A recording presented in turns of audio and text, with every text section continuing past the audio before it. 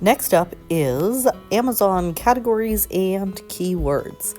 So happily, I have Publisher Rocket for this. I got it as a one-time fee for lifetime. I believe they're still doing it that way, so I'll put a link in the description. And this is basically where I can get some stats and ideas about what categories to list my book in.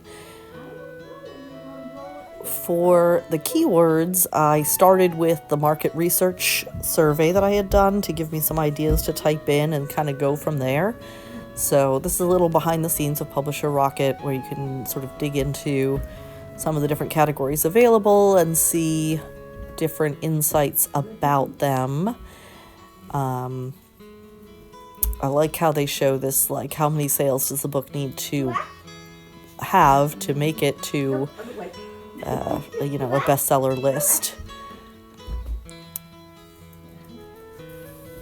So I spent probably 30 minutes going down various rabbit holes on Publisher Rocket and making my notes in my planner, and then I set it up in KDP with the keywords and categories that I wanted. So that is one of those foundational pieces.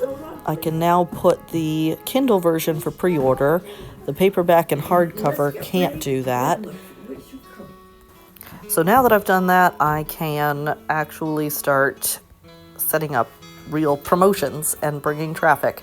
I'm going to set up a pre-order on my own website for the paperback. It's not ideal. It's going to require a little bit more legwork on my end, but I do want to have it available as I start letting people know that it is coming in April.